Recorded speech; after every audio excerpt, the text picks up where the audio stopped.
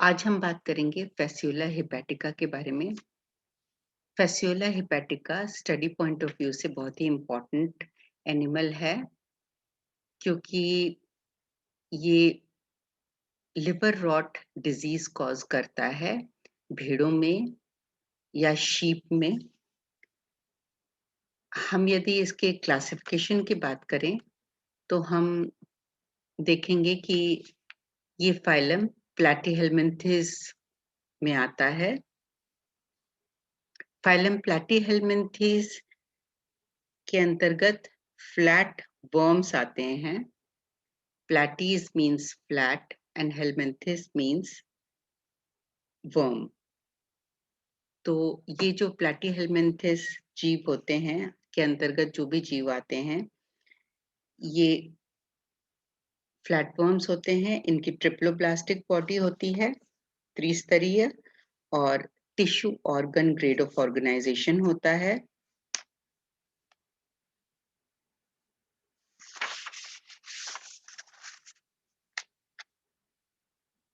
इनका वर्ग है Trematoda, Fasciola hepatica.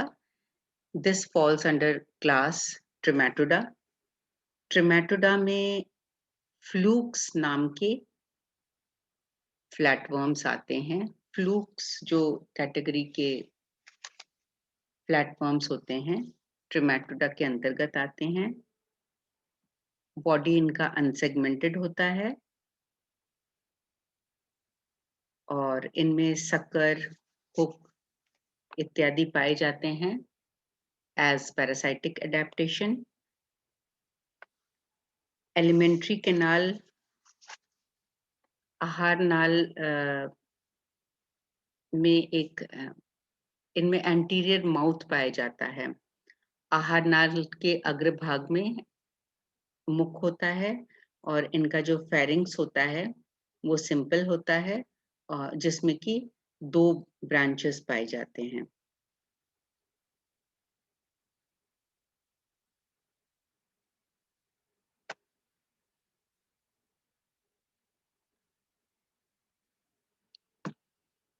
Fasciola hepatica order डाइजीनिया के अंतर्गत आता है। ऑर्डर डाइजीनिया में अधिकांशतः एंडोपैरासाइट्स आते हैं जो कि वर्टिब्रेट या इनवर्टिब्रेट में पाए जाते हैं और 2 शक्कर पाए जाते हैं इनमें, ओरल एवं एसिटाबुलम। और इन सकर्स पर, चूषकों पर हुक नहीं पाया जाता। लाइफ साइकिल काफी इनका कॉम्प्लिकेटेड होता है जिसके अंतर्गत अनेक लार्वल स्टेजेस पाए जाते हैं और 2 या 3 इंटरमीडिएट होस्ट होते हैं ऑर्डर डाइजीनिया के अंतर्गत। एक सिंगल पोस्टीरियर एक्सक्रीटरी पोर होता है। तो जीनस फैसियोला, स्पीशीज हेपेटिका।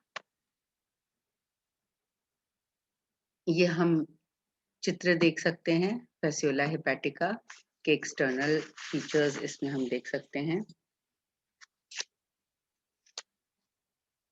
हम देख सकते हैं इसमें किस प्रकार से चपटा डॉर्सोवेंट्रली फ्लैटेंड बॉडी होता है इनका और ये एंटीरियर सक्कर है।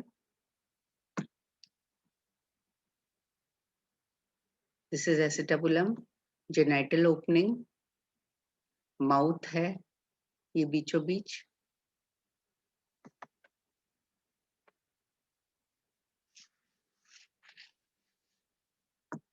Habit and habitat of Fasciola hepatica की बात करें तो ये एंडोपैरासाइट के रूप में पाया जाता है, अंतः परजीवी के रूप में पाया जाता है। भेड़ों के बाइल पैसेजेस में पाया जाता है ये। और इसकी लाइफ हिस्ट्री 2 होस्ट में कंप्लीट होती है। एक तो है वर्टिब्रेट होस्ट जो कि भेड़ है और दूसरा है इंटरमीडिएट इन्वर्टिब्रेट होस्ट जिसे गैस्ट्रोपोड, जो कि एक गैस्ट्रोपोड मोलस्क होता है, मोलस्का संघ और गैस्ट्रोपोडा वर्ग का जीव होता है। तो इस प्रकार से इसका जीवन चक्र डाइजेनेटिक और 2 होस्ट में कंप्लीट होता है। अडल्ट पैरासाइट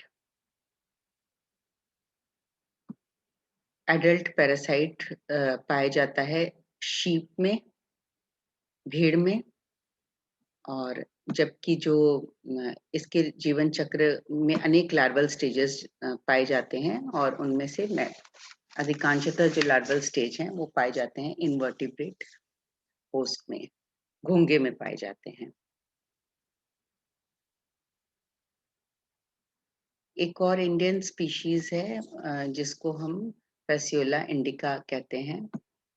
ये भी बहुत इम्पोर्टेंट है स्टडी पॉइंट ऑफ व्यू से, क्योंकि ये buffaloes, cow, goats and pigs के बाइल पैसेजेस में पाया जाता है। तो फैसियोला हेपेटिका तो पाया जाता है, इसका नाम ही है शीप लिवर फ्लूक, और इसका जो एडल्ट फैसियोला हेपेटिका पाया जाता है शीप में, और जो पैरासाइटिक जो लार्वल स्टेजेस होते हैं उनमें से अधिकांशतः लार्वल स्टेजेस पाए जाते हैं घोंगे में। शेप, साइज एंड कलर की बात करें तो ये डॉर्सोवेंट्रली फ्लैट होता है, पत्ते जैसे आकार का, एलोंगेटेड होता है, ओवल बॉडी इसकी होती है। ये डायमेंशंस हैं कुछ, बहुत बड़े साइज का नहीं होता है ये, एमएम में है ये डायमेंशंस। और अभी हमने जिस तरह चित्र देखा था उसी से हम अंदाजा लगा सकते हैं कि अग्र भाग तो थोड़ा सा नैरो होता है और उसके नीचे वाला भाग चौड़ा होता है।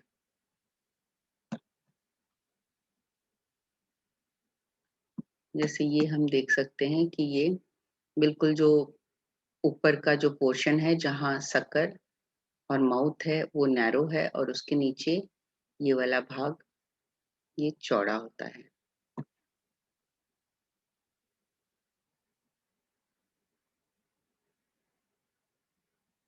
पीछे वाला बिल्कुल पश्च जो भाग होता है वो भी पॉइंटेड होता है। तो इसका जो कलर होता है वो भी वो पिंकिश कलर होता है।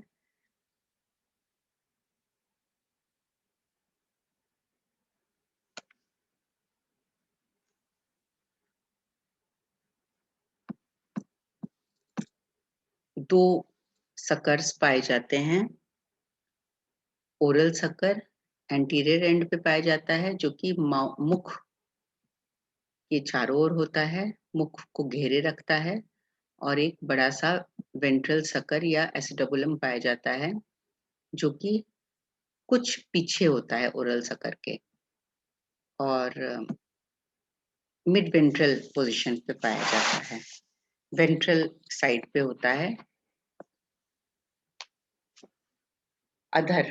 अधरीय तल पर होता है। तो इस प्रकार से जो ओरल सकर होता है वो तो बिल्कुल एंटीरियर एंड पर पाया जाता है, और उसके थोड़ा सा नीचे वेंट्रल साइड पर, मिड वेंट्रल पार्ट पर, ओरल सकर के थोड़े से नीचे पाया जाता है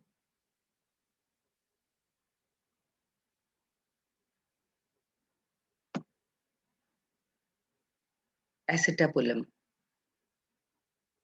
या वेंट्रल सकर। तो सकर्स जो होते हैं वो कप के आकार के मस्कुलर भाग होते हैं, और इनकी सहायता से जो ये पैरासाइट है ये होस्ट से अटैच जाता है।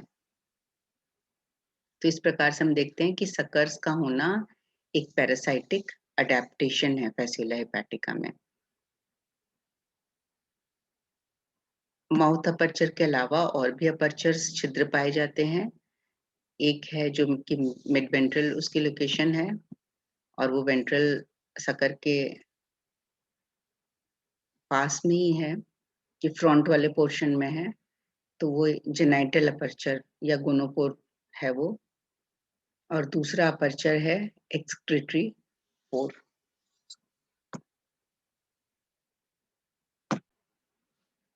बॉडी वॉल की अगर हम बात करें तो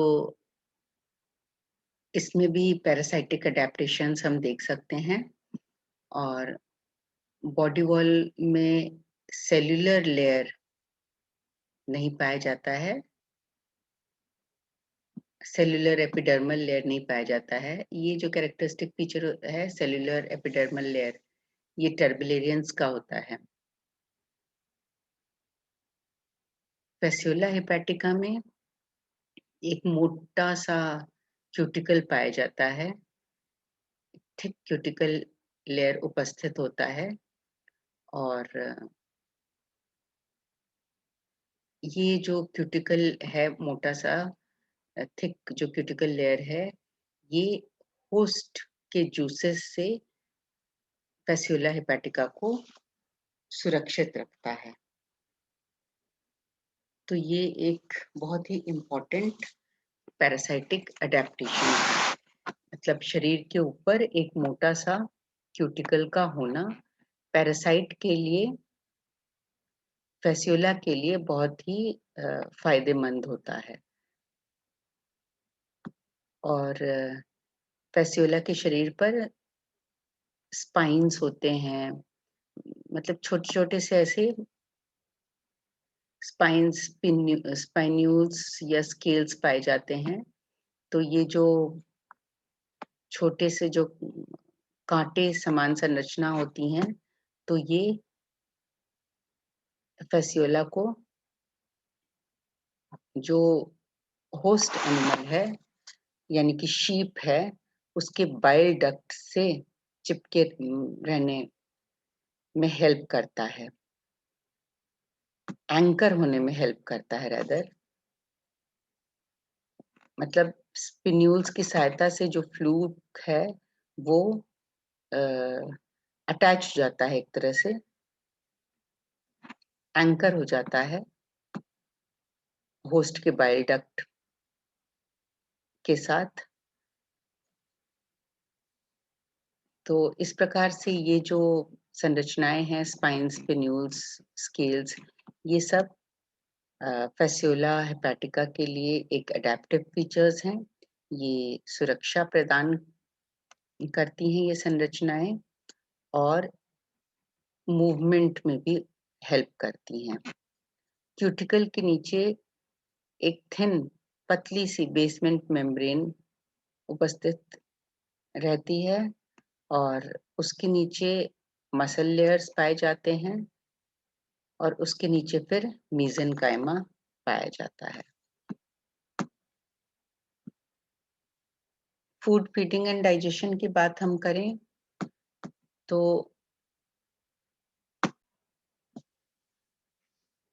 डाइजेस्टिव सिस्टम की हम बात करें तो फैसियोला हेपेटिका के अंदर इनकम्प्लीट, अपूर्ण आहार नाल पाया जाता है, क्योंकि इसमें एनस अनुपस्थित होता है। माउथ अग्रभाग पर स्थित होता है और ओरल शक्कर द्वारा घिरा होता है। माउथ के बाद फेरिंग्स पाया जाता है और जो फेरिंग्स की जो दीवारें होती हैं वो मोटी होती हैं, थिक वॉल्स होती हैं। उसके बाद ईसोफेगस पाया जाता है, जो कि जिसमें कि जो कि लाइंड होता है एपिथेलियल सेल्स द्वारा, यानी कि आस्तरित होता है single layer of epithelial cells द्वारा। और ईसोफेगस कंटिन्यू करता है लार्ज इंटेस्टाइन में। Intestine right and left branches में विभाजित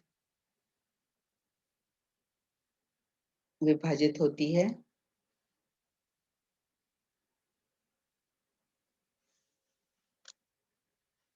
प्रत्येक ब्रांच बहुत सारी डाइवर्टिकुला, बहुत सारे ब्रांचेस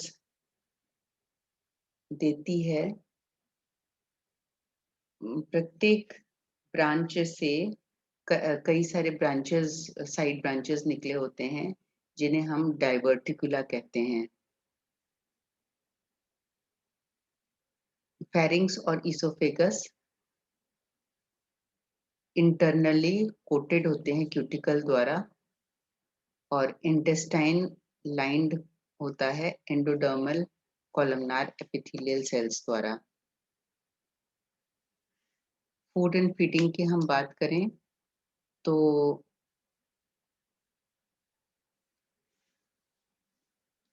इसका भोजन बाइल, ब्लड, लिम्फ एवं सेल डेब्रिस होता है, और ओरल शक्कर और फेरिंग्स दोनों मिलकर के एक इफेक्टिव सक्टोरियल अपैरेटस बनाते हैं।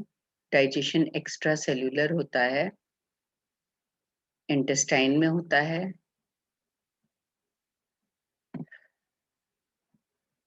सर्कुलेटरी सिस्टम पाया नहीं जाता इस एनिमल में, तो डाइजेस्टिव फूड डिस्ट्रीब्यूट होता है डाइवर्टिकुला द्वारा। Digestive nutrients are passed into the parenchyma through intestinal diverticula.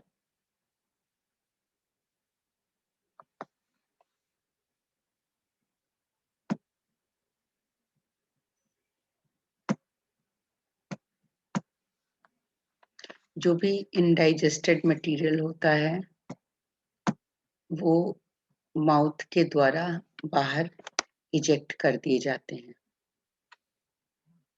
अब हम एक्सक्रीटरी सिस्टम की अगर बात करें तो एक्सक्रीटरी सिस्टम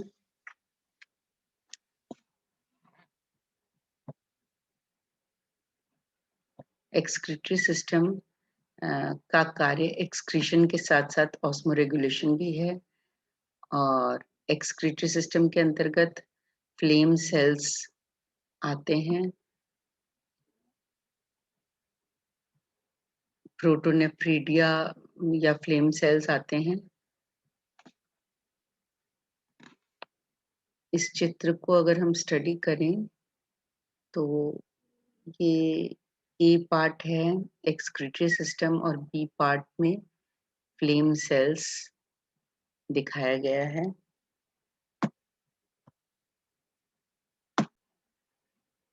फ्लेम सेल्स या प्रोटोनेफ्रीडिया रूपांतरित मेसेनकाइमल सेल होते हैं।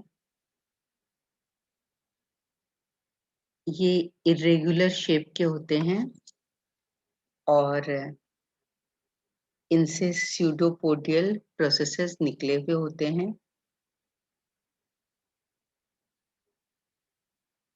प्रत्येक फ्लेम सेल के अंदर एक इंट्रासेल्युलर ल्यूमेन पाया जाता है, जिसमें लंबे लंबे सीलिया, कुछ सीलिया लटके हुए होते हैं। प्रत्येक सीलिया एक बेसल ग्रेन्यूल से निकला होता है।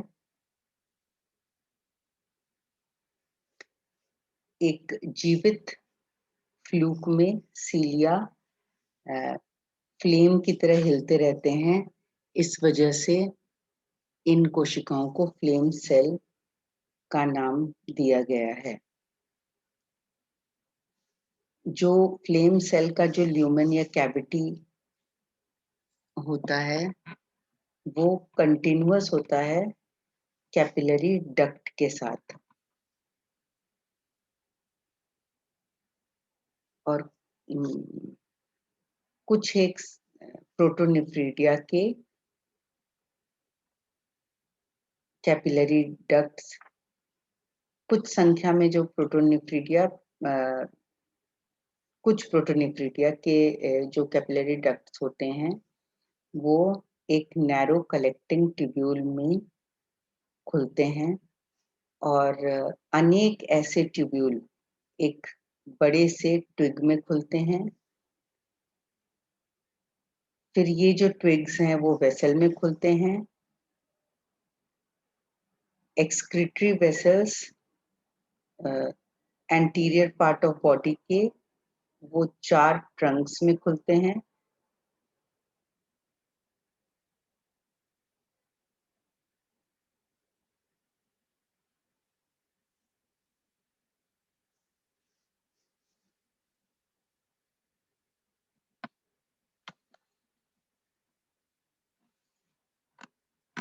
इस चित्र में हम देख सकते हैं,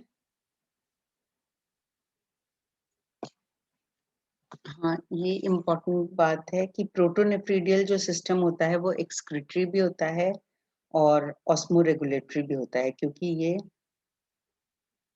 अमाउंट ऑफ फ्लूइड बॉडी के अंदर इसे भी कंट्रोल करता है।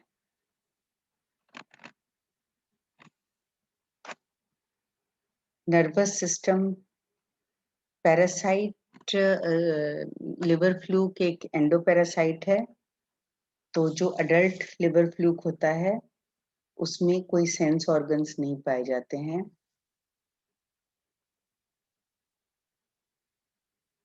एडल्ट लिवर फ्लूक में सेंस ऑर्गन्स नहीं पाए जाते हैं।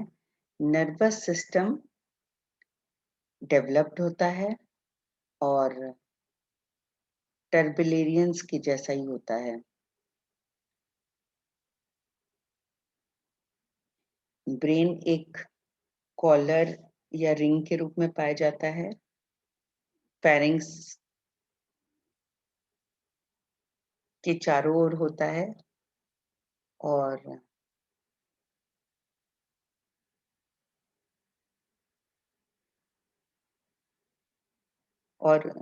brain forms a collar or ring around pharynx and bears a pair of lateral cerebral ganglia and a ventral ganglion.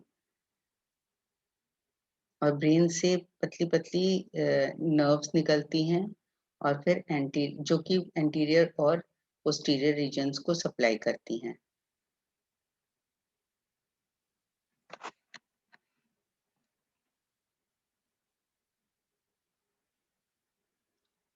Fasciola hepatica हर्मेफ्रोडाइटिक होता है।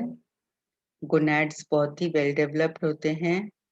मेल और फीमेल जेनाइटल डक्ट्स एक common chamber में खुलते हैं जिसे हम जेनाइटल एट्रियम कहते हैं।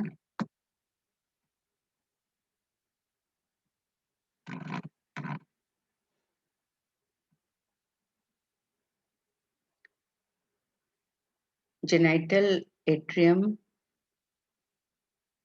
एंटीरियर शरीर के एंटीरियर भाग में सिचुएटेड होता है और बाहर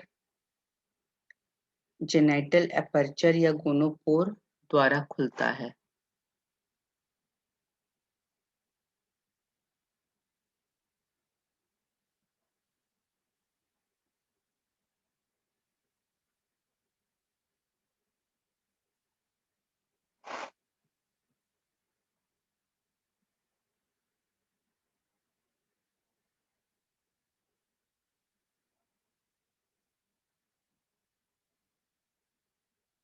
ये मेल जेनाइटल एपर्चर है।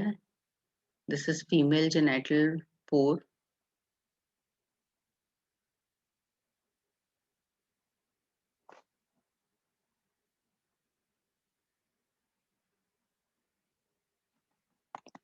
मेल रिप्रोडक्टिव सिस्टम के अंतर्गत टेस्टीज पाए जाते हैं जो कि लोब्ड होते हैं। Testes are a pair of highly lobed tubular structures.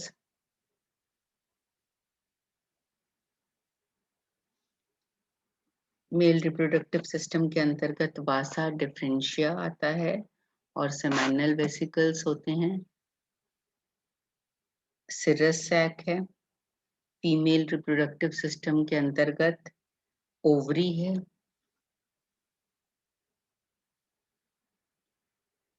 Oviduct and uterus है। This is oviduct.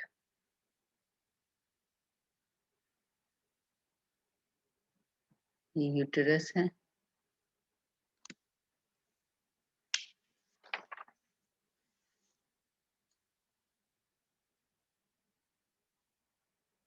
उसके बाद ये ग्लैंड्स होते हैं, वाइटेलाइन ग्लैंड्स और विटिलेरिया एंड Mealy's gland.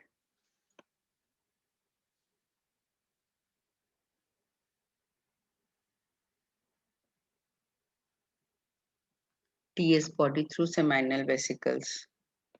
ये है.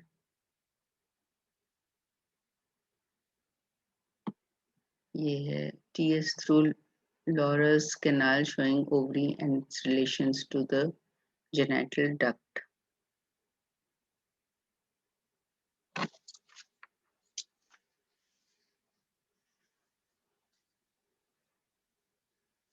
इसके बाद हम नेक्स्ट लेक्चर में देखेंगे अबाउट द लाइफ साइकिल